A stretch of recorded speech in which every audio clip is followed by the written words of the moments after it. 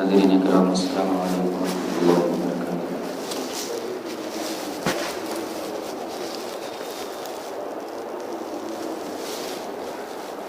الحمد للہ وکفی وسلام علی عباده الذین اصطفی وعلی آلہ واصحابہ اولي الصدق والصفاء۔ اما بعد فاعوذ باللہ من الشیطان الرجیم بسم اللہ الرحمن الرحیم۔ ان الذين آمنوا وعملوا الصالحات سيجعل لهم الرحمن ودا۔ صدق الله مولانا العظيم وبلغنا رسوله النبي الأمي الكريم ونحن على ذلك لمن الشاهدين والشاكرين والحمد لله رب العالمين۔ اللہ کے مقدس رسول دانۂ غیوب احمد مجتبیٰ محمد مصطفیٰ صلی اللہ تعالی علیہ وسلم کی بارگاہ بقدس پناہ میں ہدیہ درود پاک پیش فرمائیں۔ اللہم صلی علی سیدنا و شفیعنا و نبینا و حبیبنا و کریمنا و رؤوفنا و رحیمنا محمد و آلہ و اصحابہ اجمعین۔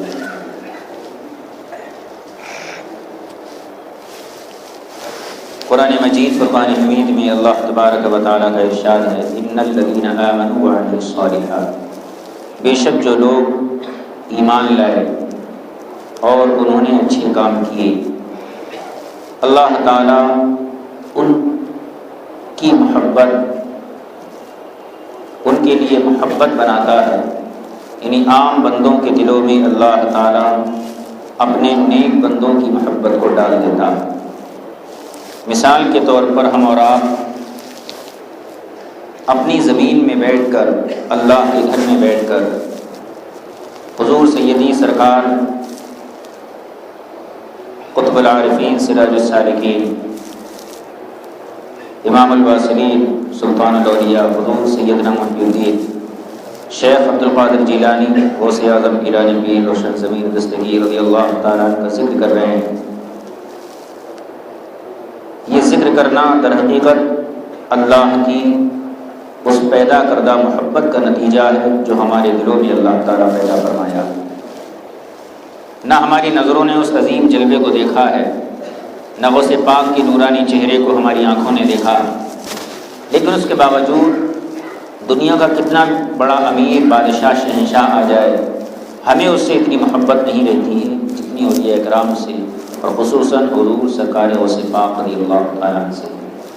تو یہ اللہ کا نظام ہے، جو اللہ کا ہو گیا اللہ تعالیٰ کائنات کو اس کا غلام بنا دیتا ہے۔ سلطان باہو علیہ الرحمہ پاکستان کے ایک زبردست بزرگ گزرے ہیں، سلسلہ قادریہ کے بزرگ ہیں۔ آپ کی زبان مادری زبان فارسی تھی۔ آپ فرماتے ہیں کہ پیر ایسا ہونا چاہیے جیسا میرا پیر، یعنی شیخ عبدالقادر جیلانی رضی اللہ تعالیٰ عنہ کی طرح پیر ہونا چاہیے۔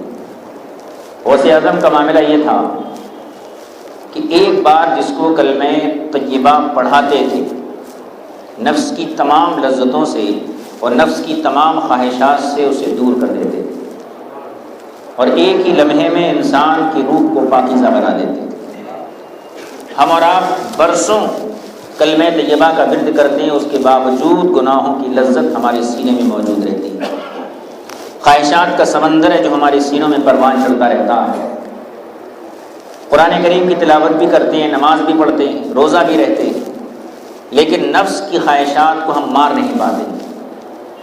غوث اعظم رضی اللہ تعالیٰ عنہ کا یہ کمال تھا، اپنی زبان سے اپنے مرید کو ایک بار پڑھاتے تھے، اور ایک بار پڑھنے کا یہ اثر ہوتا کہ پوری زندگی نفس کی خواہشات کو مار دیا جاتا، اور ایک لمحے میں انسان کی روح کو پاکیزہ کر دیتے تھے۔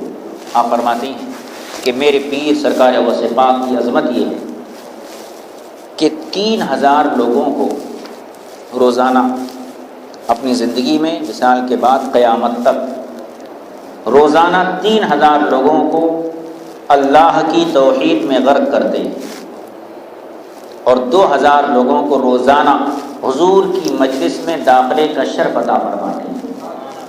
تو غوث پاک رضی اللہ تعالی عنہ کی عظمت اولیاء اکرام نے یہ بیان کی، اللہ کو پانا ہے غوث پاک کی بارگاہ میں آئیے، رسول پاک کو پانا ہے غوث پاک کی بارگاہ میں آئیے، خانہ کعبہ تو کوئی بھی جا سکتا ہے، سودخور بھی جا سکتا ہے، شرابی بھی جا سکتا ہے، لیکن اللہ کا محبوب شرابی نہیں بن سکتا۔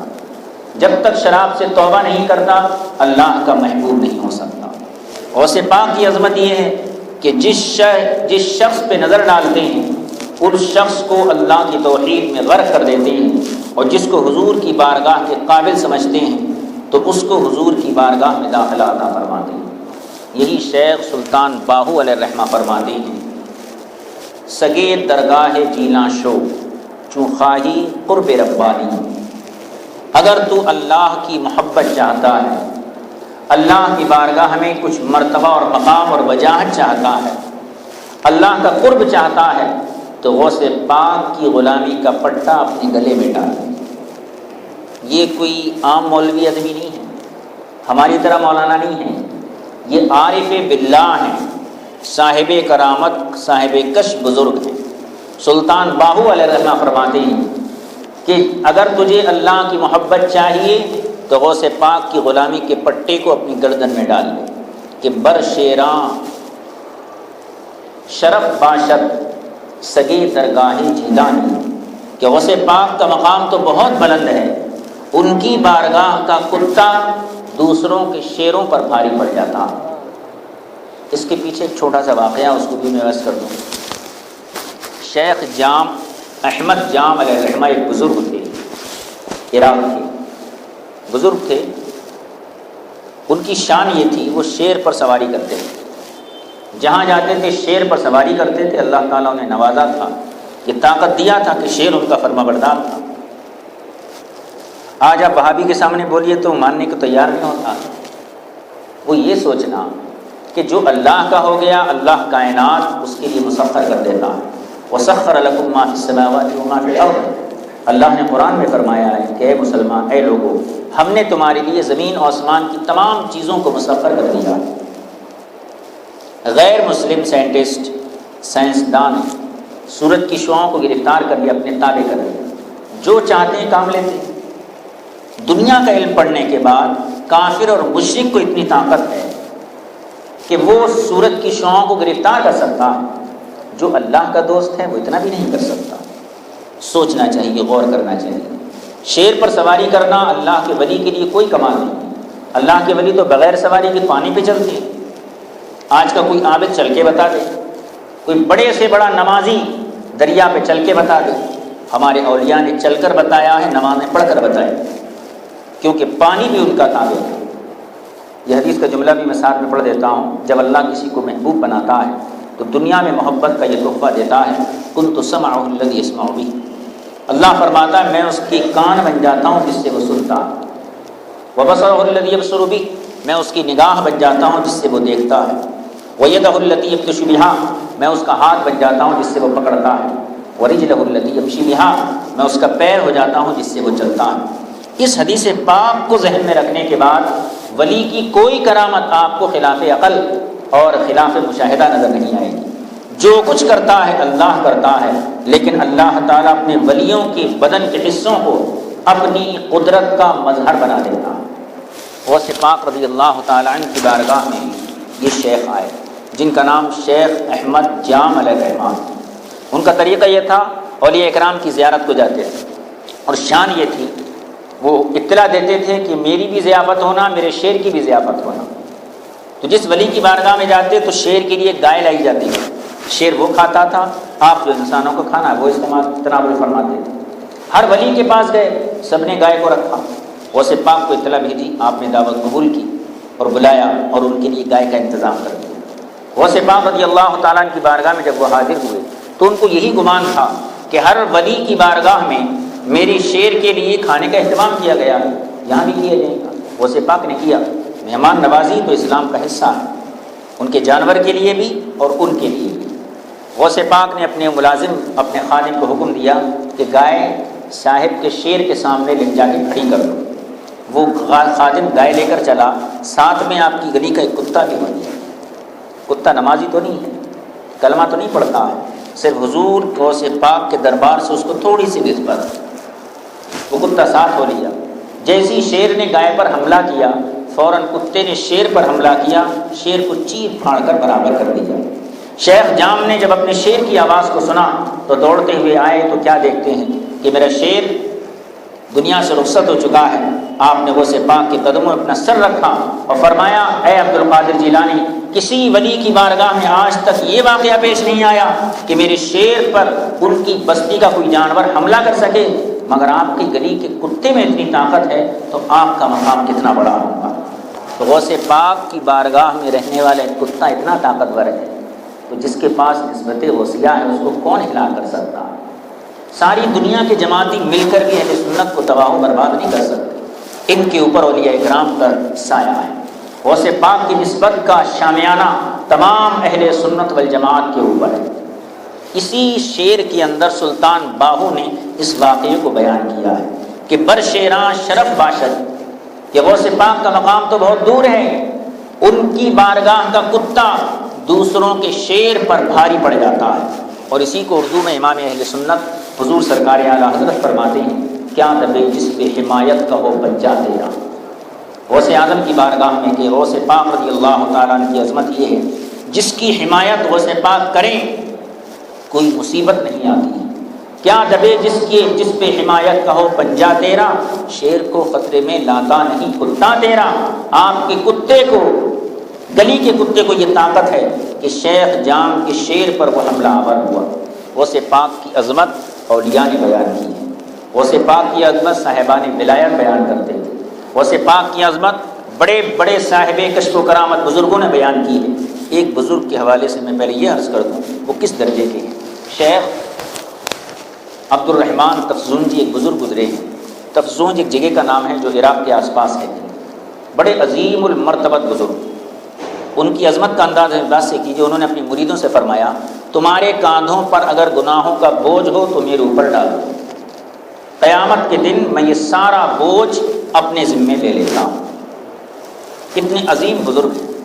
غوث پاک رضی اللہ تعالیٰ عنہ کی جوانی کا زمانہ تھا، آپ ان کی مجلس میں حاضر ہوئے تو حضرت عبد الرحمن، شیخ عبد الرحمن نے حضور غوث پاک کا کھڑے ہو کر استقبال کیا، تعظیم کی اور بہت دیر تک آپ کا ہاتھ پکڑ کر چومتے رہے اور فرمایا اذا جاء لک وقت فاذکر هذه الشیبۃ، اے عبد القادر جب تمہارا وقت آئے اللہ تمہیں مرتبہ قطبیت پر، مرتبہ محبوبیت پر فائز کرے تو اس بوڑھے عبد الرحمن کو بھی اپنی مجلس میں یاد کر لینا۔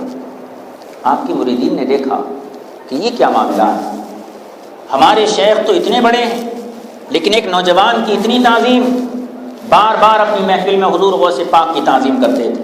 تو آپ نے فرمایا کہ میں دیکھ رہا ہوں کہ یہ بچہ بغداد کے منبر پر کھڑا ہے اور جتنے اولیاء کرام روئے زمین پر باحیات ہیں وہ سب کے سب اپنے اپنے مقام پر غوث پاک رضی اللہ تعالیٰ عنہ اور اس نوجوان کے اعلان کے منتظر ہیں۔ جتنے لوگ دنیا سے گزر چکے وہ سب اپنے اپنے مرقدوں میں، اپنی اپنی قبور میں اس کے اعلان کے منتظر ہیں۔ اور جب یہ اعلان کرے گا کہ میرا یہ قدم تمام اللہ کے ولیوں کی گردنوں پر ہے تو سارے لوگ اس بچے کی تعظیم کے لیے اپنی گردنوں کو جھکا دیں۔ تو آپ نے فرمایا کہ فرزند جب تمہارا یہ وقت آئے تو اس بوڑھے عبد الرحمن کو بھی یاد کر لینا۔ غوث پاک رضی اللہ تعالیٰ عنہ کی کتنی عظمت ہے۔ غوث پاک رضی اللہ تعالیٰ عنہ کو اللہ بیماروں کی شفا کی طاقت عطا فرمایا، اندھوں کو بینا کرنے کی طاقت عطا فرمایا، مردوں کو زندہ کرنے کی طاقت عطا فرمایا، تقدیر کو بدلنے کی طاقت عطا فرمایا۔ تقدیر کو بدلنے کی بات جہاں تک آئی تو اس میں آپ وسوسے میں نہ پڑیں، میں اس کی تھوڑی سی وضاحت کر دیتا ہوں۔ تقدیریں تین قسم کی ہوتی ہیں، 2 منٹ کی بات ہے، اس کے بعد میں مضمون شروع کرتا ہوں۔ ایک قضائے مبرم ہوتی ہے، اٹل فیصلہ جو کبھی نہیں بدلتا۔ مثلا ابو جہل کا شرک کی حالت میں مرنا، یہ ایسا فیصلہ ہے جس کے اندر تبدیلی نہ ہو سکی، نہ ہو سکتی تھی، نہ مقدر تھا۔ چاند کو 2 ٹکڑے ہوتا دیکھا مگر ایمان نہیں لایا۔ رسول پاک صلی اللہ علیہ وسلم کے معجزات اپنی آنکھوں سے دیکھتا مگر ایمان نہیں لایا۔ حضرت نوح علیہ السلام کا بیٹا طوفان میں غرق ہونے لگا، اللہ نے، آپ نے عرض کیا رب العالمین کی بارگاہ میں ان ابنی من اہلی و ان وعدک الحق وانت احکم الحاکمین، اے اللہ یہ بیٹا میرا گھر والا ہے، میرے گھر کے افراد میں سے، اور تو نے میرے گھر والوں سے نجات کا وعدہ کیا۔ اللہ نے فرمایا انہ لیس من اہلک انہ عمل غیر صالح۔ وہابی اس کا ترجمہ کرتے ہیں یہ بدعمل تھا، بدعمل نہیں تھا، بے ایمان تھا۔ بدعمل نیک ماں باپ کی عبادت سے فائدہ پائے گا، بے ایمان فائدہ نہیں پائے گا۔ اللہ نے فرمایا اے میرے نبی پیغمبر یہ تمہارے گھر والوں میں سے نہیں ہے اس لیے کہ یہ بے ایمان ہے، اور ہم نے ان گھر والوں کا وعدہ کیا ہے جو ایمان والے ہیں۔ تو نوح علیہ السلام کے بیٹے کا کافر اور مشرک ہو کر مرنا یہ اٹل فیصلہ تھا۔ اللہ نے اپنے نبی کو محبت سے روک دیا کہ آپ اس کے بارے میں دعا مت کیجیے۔ اس کو قضائے مبرم کہتے ہیں، اٹل فیصلہ، کوئی نہیں بدل سکتا۔ لا تبدیل لکلمات اللہ، اللہ کی باتوں کو بدلنے کی طاقت کسی میں نہیں۔ دوسری تقدیر ہوتی ہے قضائے معلق۔ قضائے معلق کا مطلب یہ ہوتا ہے مثلا لوح محفوظ میں لکھا ہے کہ فلاں شخص بیمار ہوگا، لیکن اگر مسجد کے امام صاحب دعا کر دیے تو شفا ہو جائے گی۔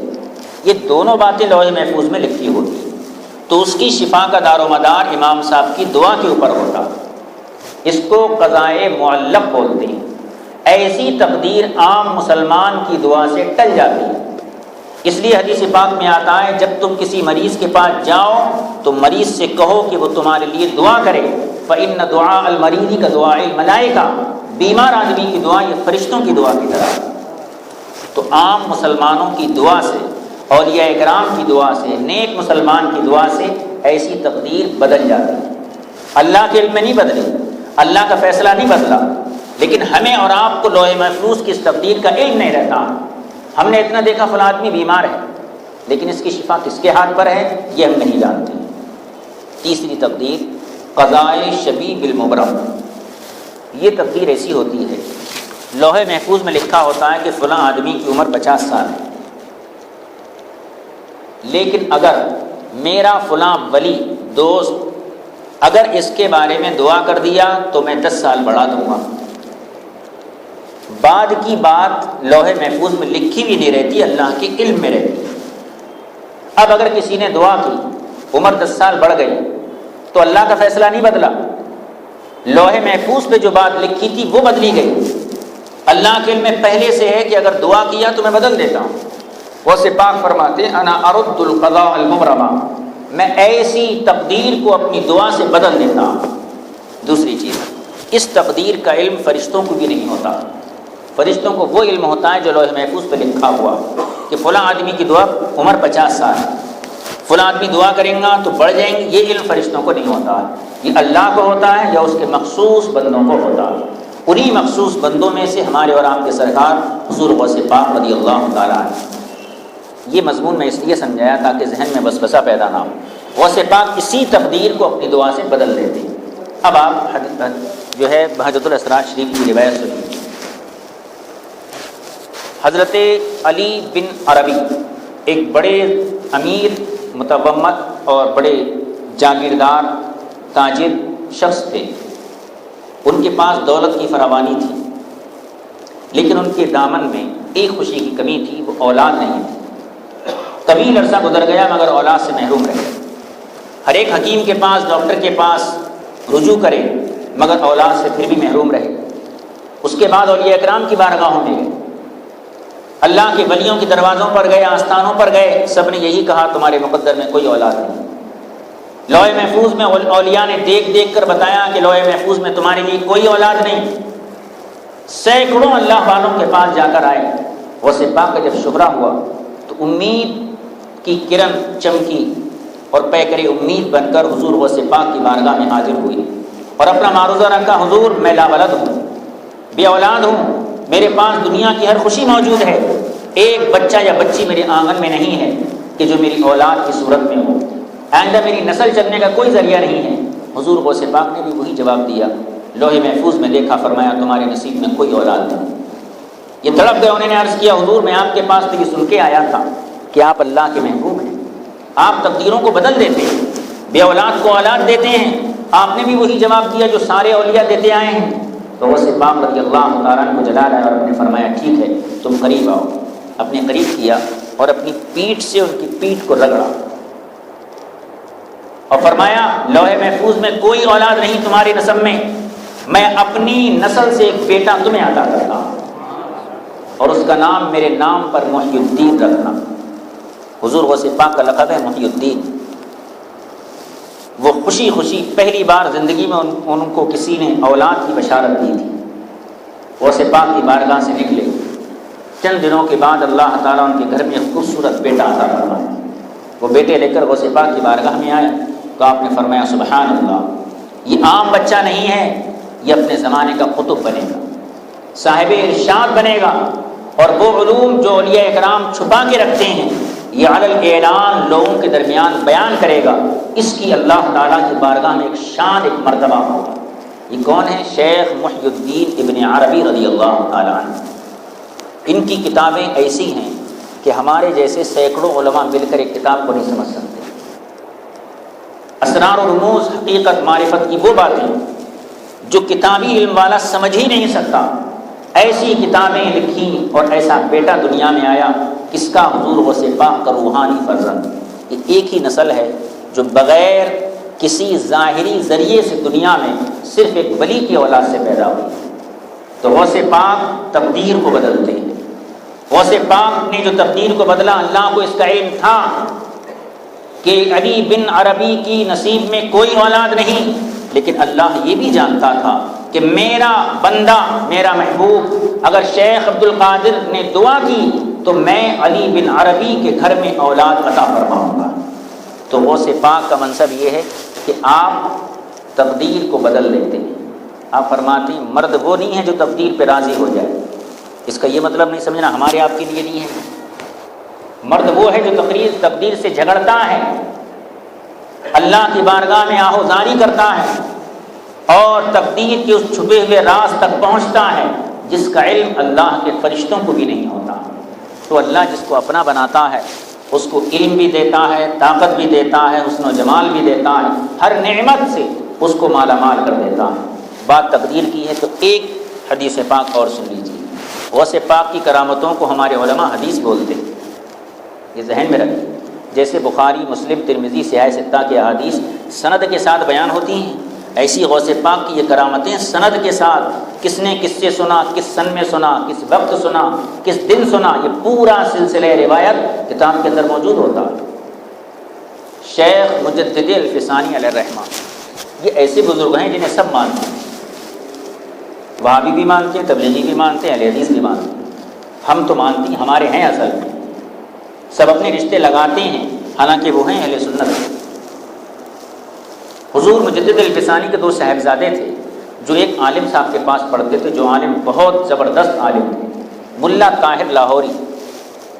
ملا کا لقب پہلے ایسے عالم کو ملتا تھا جو عقلی علوم میں بہت ماہر ہوتا تھا، جیسے ملا جیون اور اورنگزیب عالمگیر کے استاد۔ آج کل ملا بولتے ہیں ذبح کرنے والے، پہلے ملا بہت بڑے عالم کو کہا جاتا تھا۔ تو ملا طاہر لاہوری کے پاس آپ کے دو صاحبزادے پڑھتے تھے۔ آپ نے کشف کے ذریعے معلوم کیا مکاشفے میں کہ میرے بچوں کا استاذ دوزخی ہے، اور بچوں سے کہہ دیا کہ تمہارے جو استاد ہیں وہ دوزخی ہیں، جہنمی ہیں، ازلی جہنمی ہیں۔ لوح محفوظ میں لکھا ہے کہ تمہارا استاد دوزخی ہے۔ بچے بہت پریشان ہیں، صبح کو اپنے استاد کے پاس گئے تو چہرے پر وہ پریشانی کے آثار تھے۔ استاد نے پوچھا تو بچوں نے بیان کر دیا کہ ہمارے بابا نے ایسا ایسا فرمایا۔ تو استاد نے کہا تمہارے بابا یقیناً اللہ کے ولی ہیں، اللہ کے دوست ہیں۔ انہوں نے جب یہ معلوم کر لیا کہ میں دوزخی ہوں تو اللہ سے دعا کر کے مجھے جنتی بھی بنا سکتے ہیں۔ تم اپنے والد سے معروضہ رکھو کہ ہمارے استاذ کا یہ معروضہ ہے کہ آپ دعا کریں تو ہمارے استاذ جنتی بن سکتے ہیں۔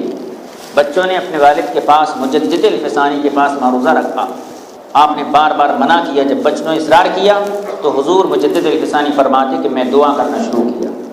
جب دعا کرتا تھا جواب آتا تھا یہ جہنمی ہے، بار بار دعا کرتا تھا جواب یہی آتا تھا یہ جہنمی ہے۔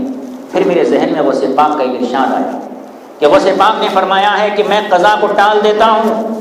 میں نے رب کی بارگاہ میں غوث پاک کو وسیلہ بنایا کہ اللہ تیرے محبوب بندے شیخ عبد القادر کا وسیلہ ہے، میرے بچوں کے استاد کو جنتی فرما دے۔ شیخ صاحب فرماتے ہیں اس کے بعد جب میں نے نگاہ اٹھائی تو لوح محفوظ پر جنتی لکھا ہوا تھا۔ یہ غوث پاک وہابی مجدد الفسانی کو تو مانتے ہیں مگر غوث پاک کی نہیں مانتے۔ جن کے نام کا وسیلہ مجدد الفسانی لیتے تھے اور دعائیں قبول ہوتی تھیں ان کا انکار کیوں؟ تمہارے بڑے جس دربار میں جھکتے تھے اسی بارگاہ کا نام بارگاہ غوثیت ہے۔ چھوٹوں کو مان رہے ہیں، بڑوں کو کیوں چھوڑ رہے ہیں؟ غوث پاک کی یہ شان ہے۔ بڑے بڑے اولیاء کو جب سلوک اور طریقت میں رکاوٹیں آتی، پریشانیاں آتی تو غوث پاک کا نام لیتے ہیں، اللہ ان کی پریشانیوں کو دور فرماتا۔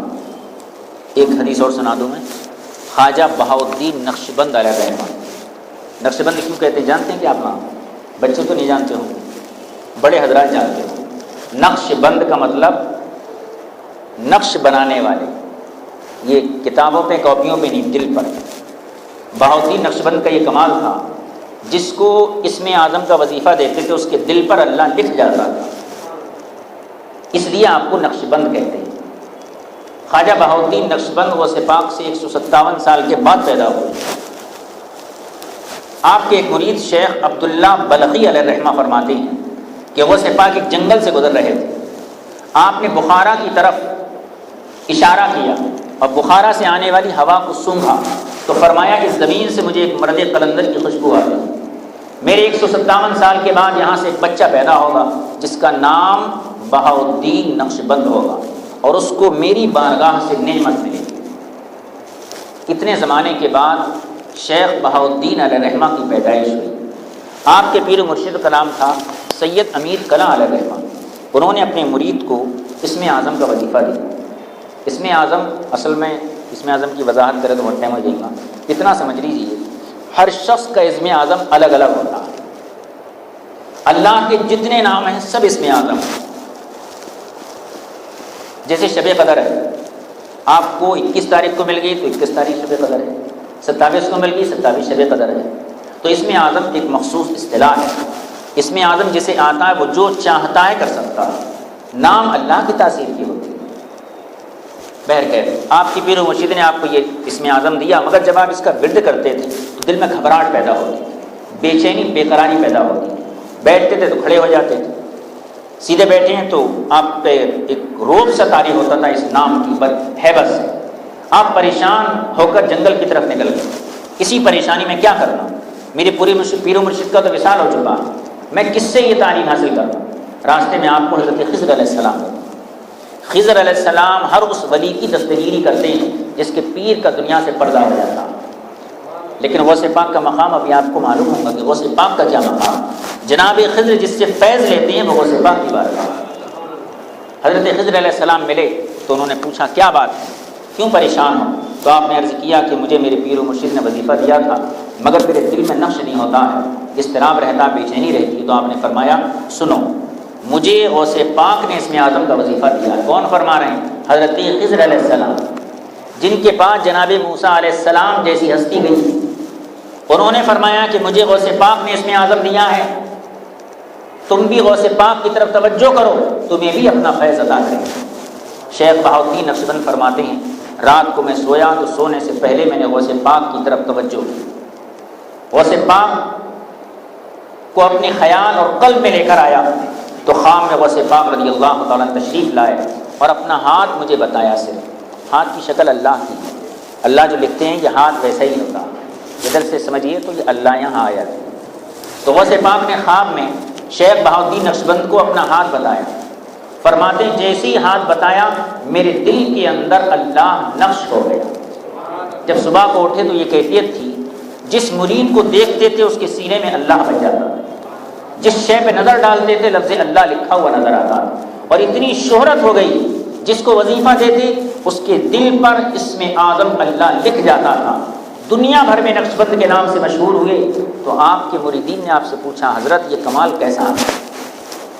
بڑے بڑے مجاہدہ کرنے والے ہیں مگر دلوں پر نقش نہیں جماتے، آپ کے خود بھی ہے دوسروں کی بھی۔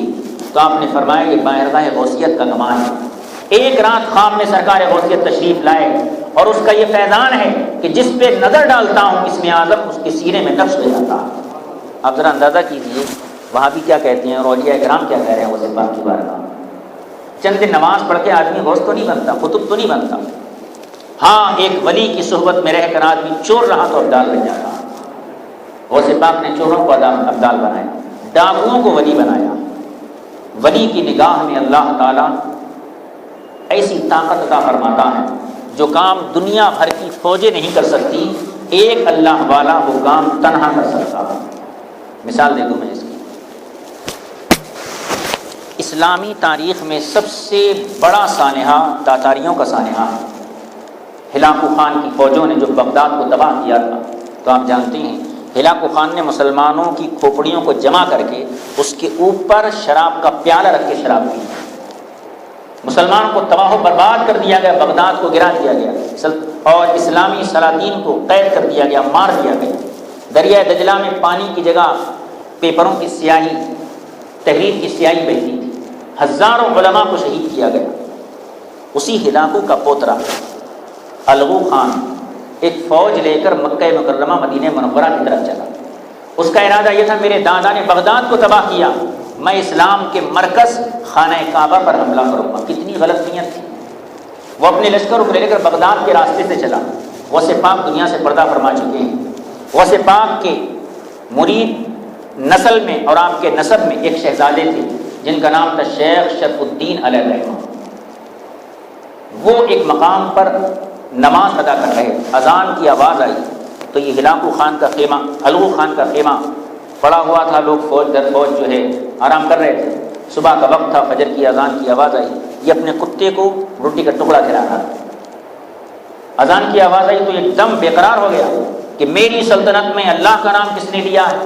اپنے فوجی دستے کو بھیجا، وہ لوگ لے کے آئے.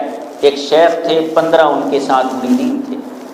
آئے تو حضور غوث پاک رضی اللہ تعالیٰ عنہ کے نسب کے شیخ شرف الدین علیہ الرحمہ سے اس بادشاہ نے پوچھا تم کیا کر رہے تھے؟ تو آپ نے فرمایا ہم اللہ کی عبادت کر رہے تھے. بولا کون اللہ، اس کی طاقت کیا ہے؟ تو آپ نے فرمایا ہماری اللہ کی طاقت یہ ہے کہ تجھ جیسے ظالم بادشاہ کے دل میں اس کتے کی محبت کو ڈالا کہ تو اسے روٹی کھلا رہا.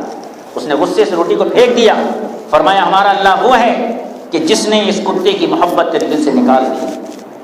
اتنی ہی بات ہوئی، نماز نہیں پڑھائے تھے اس کو، دل کی دنیا بدلتی چلی گئی. اس نے عرض کیا حضور ہاتھ بڑھائیے، میں آپ کے ہاتھ پر کلمہ پڑھ کر مسلمان ہوں. ہلاکو خان کا پوترا جس شخص نے مسلمانوں کو تباہ و برباد کیا، اسی کا پوترا ایک ولی کی نگاہ کرم سے اسلام کے دامن میں آیا اور پھر سلطنت مغلیہ جو ہے وہ اسی خاندان سے چلتی ہی چلی جائے. ایک ولی وہ کام کر سکتا ہے جو ہزاروں تلواریں نہیں کر سکتی. دنیا کی مادی طاقت وہ کام نہیں کر سکتی جو ایک ولی کی نگاہ کرتی ہے.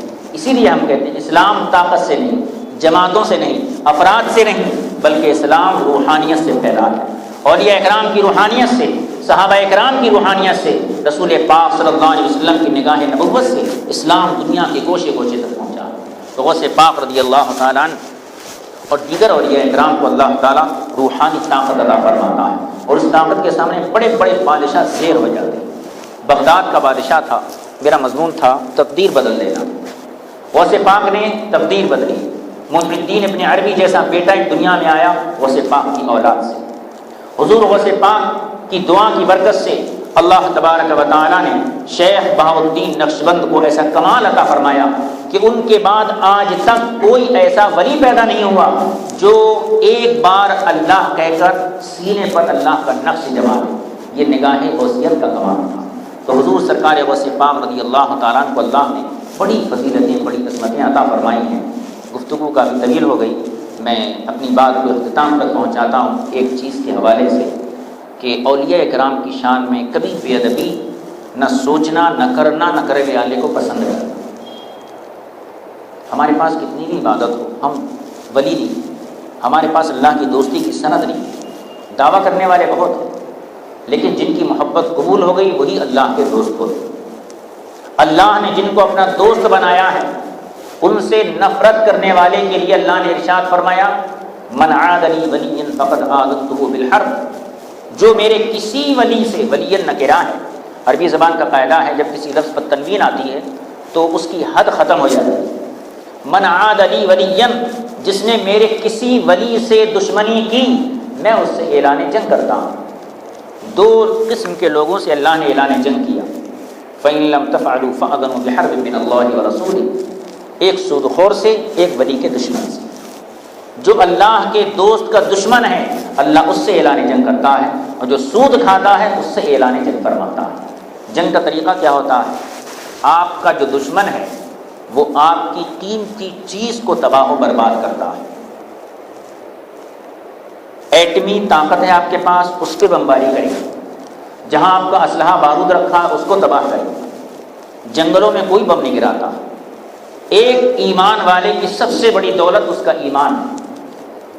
جب کوئی انسان اللہ کے ولی کی شان میں بے ادبی کرتا ہے تو اللہ تبارک و تعالیٰ اس کے ایمان کو غیر محفوظ بنا دیتا ہے، اور شیطان جب چاہتا ہے اس کا ایمان چھین لیتا ہے۔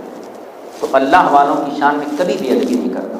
اگر کوئی بات آپ کو خلاف ظاہر سمجھ میں آئے تو خاموشی اختیار کریں۔ بہت ساری باتیں ایسی ہوتی ہیں جو ہماری عقل میں نہیں آتی۔ میں ایک چھوٹی سی مثال دے دیتا ہوں۔ شیخ ابو بکر شبلی رمضان کے مہینے میں اپنے وطن سے نکلے، شہرت بہت تھی، بہت بڑے ولی ہیں، لیکن مسافر تھے۔ دور دراز مقام پر پہنچے، لوگوں کو جب معلوم ہوا تو لوگ جوک در جوک آنے لگے، عبادت میں خلل ہونے لگا۔ تو آپ کیا کریں، اپنی جھولی سے سوکھی روٹی لیے کھانے لگے۔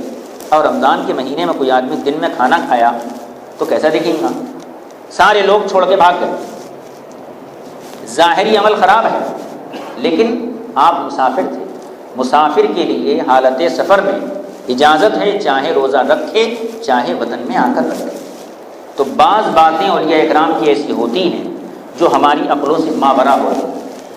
ہماری عقل کا دائرہ بہت تنگ ہے، اولیاء اکرام کی عظمتیں بہت زیادہ ہیں۔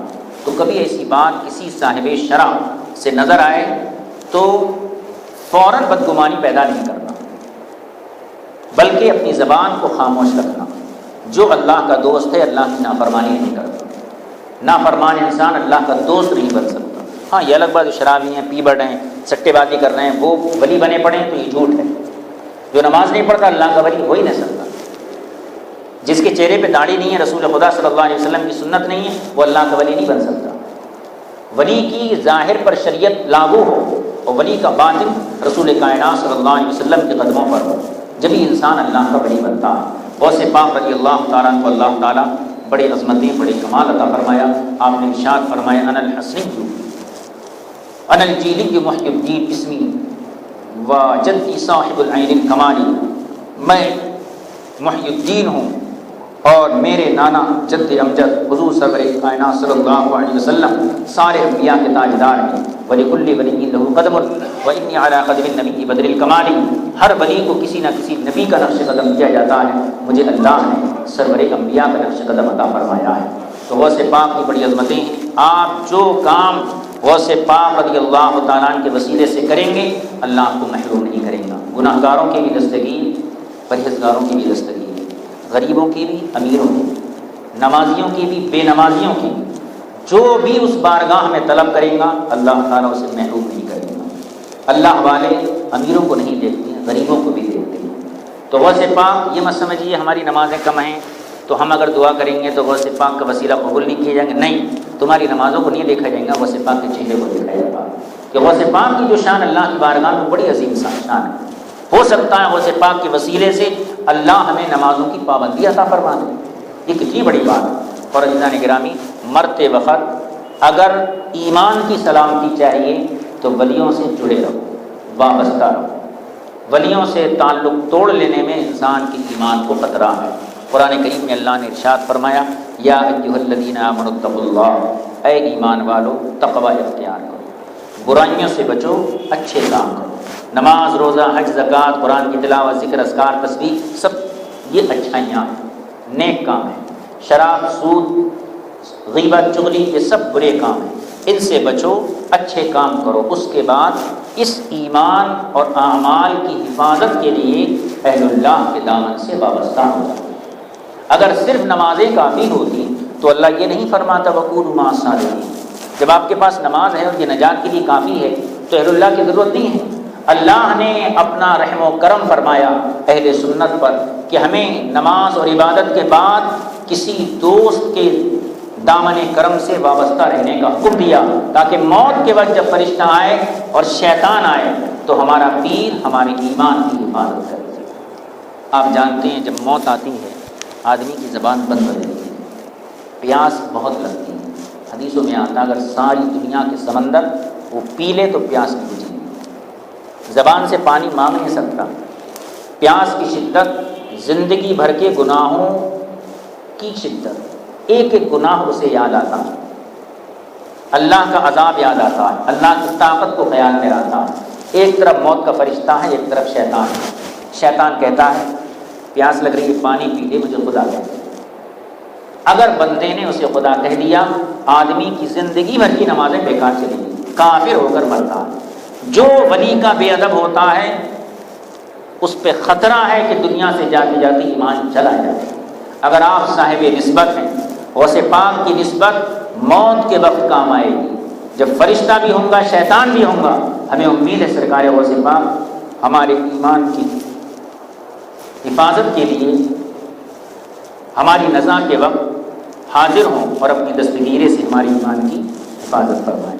تمام حضرات دعا کریں کہ اللہ رب العزت ہمیں اور آپ کو، تمام حاضرین کو حضور غوث پاک سیدی سرکار غوث پاک رضی اللہ تعالیٰ عنہ کی نسبت کا فیضان عطا فرما۔ مولا کریم ہم میں جو بے روزگار ہیں ہم کو رزق حلال کی برکتیں عطا فرما، جو بے اولاد ہیں حضور سرکار غوث پاک کے صدقہ و فیض انہیں اولاد سے سرفراز فرما۔ مولا کریم جو تنگ دست ہیں ان کی تنگ دستی دور فرما، جو بیمار ہیں مولا کریم ان کو شفاء عاجلہ و کاملہ عطا فرما۔ ہم تمام میں اتحاد اور اتفاق پیدا فرما، اہل سنت والجماعت کا بول بالا فرما۔ حضور سرکار غوث پاک رضی اللہ تعالیٰ کے غلاموں میں زندگی عطا فرما۔ حضور سرکار غوث پاک کے غلاموں میں ہمارا حشر فرما۔ حضور سرکار غوث پاک رضی اللہ تعالیٰ عنہ کا سایہ عاطفت، سایہ کرم بروز محشر تمام حاضرین، تمام اہل سنت والجماعت، تمام اہل ایمان کو عطا فرما۔ صلی اللہ تعالیٰ علی نبی کریم و آلہ وصحبہ اجمعین برحمتک یا ارحم الراحمین۔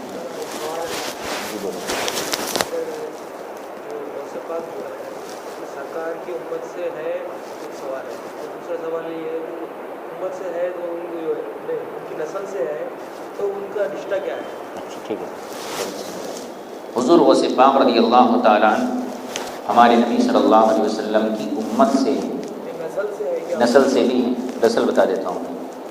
حضور غوث پاک کے والد کا نام ہے سید ابو موسیٰ صالح جنگی دوست۔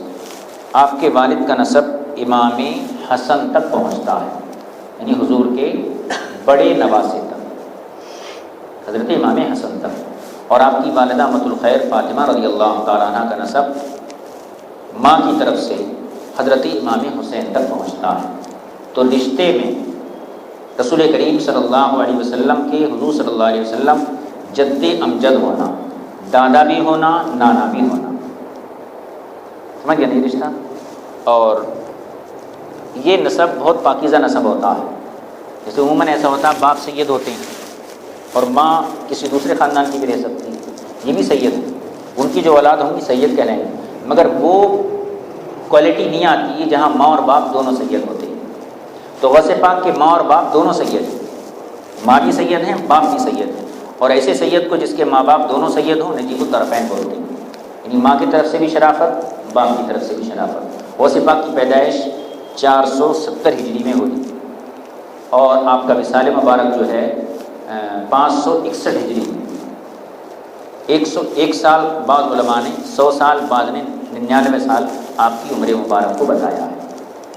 غوث پاک رضی اللہ تعالیٰ عنہ کی کرامتوں کی سب سے مشہور مستند مقبول کتاب بہجت الاسرار شریف ہے، اردو میں بھی ہے اور مارکیٹ میں ملتی بھی ہے۔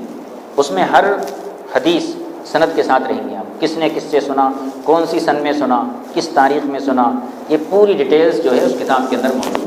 کتاب لکھنے والے سیدنا ابو الحسن شافعی علیہ الرحمٰن ہیں، جو اپنے زمانے کے بہت بڑے محدث تھے، اور بعد کی جتنی کتابیں ہیں سب اسی کتاب سے لکھی جاتی ہیں۔ اصل جو ٹیکسٹ بک جسے بولتے ہیں وہ غوث پاک کی سیرت پر بہجت الاسرار شریف ہے۔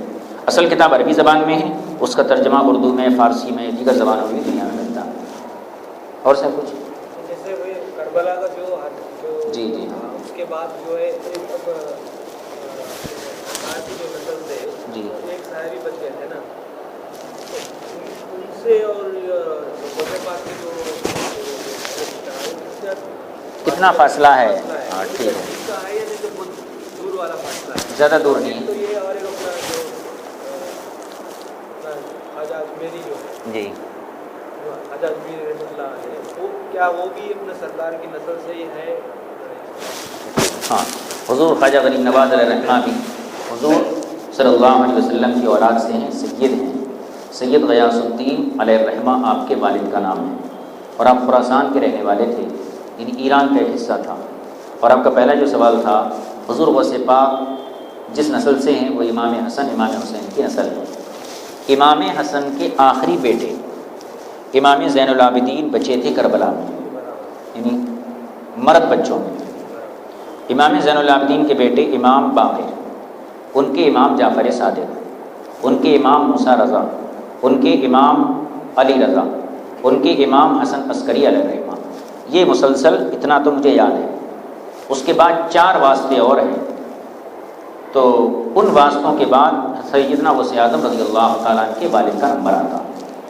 سن کے حساب سے دیکھیں آپ تو امام حسین کی شہادت ہوئی 60 ہجری میں، اور غوث پاک رضی اللہ تعالیٰ عنہ کی ولادت ہوئی 470 ہجری میں.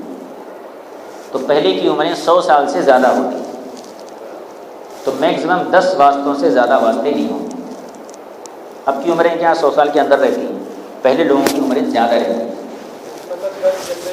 ہاں 10 سے کم نہیں ہے، 10 کی 1-2 آگے پیچھے ایسے ہو سکتا ہے بس، تو بہت قریب کا ہی معاملہ ہے. اور حضور کی اولاد کا مسئلہ یہ ہے، اپن جو ہے قریب ہو یا دور رہو، قیامت تک حضرت فاطمہ کی جو بھی اولاد ہے وہ سب واجب التعظیم ہیں، چاہے کتنی بھی دور چلے جائیں. قیامت کے قریب حضرت مہدی رضی اللہ تعالیٰ عنہ امام حسن کی اولاد سے ہوں گے، پوری دنیا کے اکیلے بادشاہ ہوں گے. اور اللہ تعالیٰ آسمان سے فرشتے کو حکم دے گا کہ وہ کہے ھذا خلیفۃ اللہ المہدی، کہ یہ اللہ کے سچے خلیفہ مہدی ہیں، ان کے پیچھے چلو، فاتبعوہ واطیعوہ. تو اخیر تک قیامت تک یہ نسل چلنا ہے، اور حضور کی نسل میں قریب ہو دور ہو سب قابل تعظیم ہیں. سب کی عزت کرنا، سب کا احترام کرنا، یہ ہمارے ایمان کا حصہ ہے. جیسے جی وہی نسل سے وہ کیسے لیتے ہیں؟ ہاں بے شک، کوئی بھی ہوں، جتنے بھی سید ہیں سب واجب التعظیم ہیں، سب کی تعظیم کرنا ہم پر واجب ہے. ہم کتنی بھی نمازیں پڑھ لیں مگر سید کا مقابلہ نہیں کر سکتے. ہمارے پاس اگر نمازیں نہیں رہیں تو بیکار ہیں. سید کے پاس عمل نہیں ہے جب بھی اس کے خون کے اندر شرافت ہے. وہ شرافت تو کہیں دنیا کی کسی دکان میں مارکیٹ میں نہیں ملتی، وہ خون کی شرافت ہے ان کے پاس. اس لیے آخری دم تک سادات کی عزت ان کا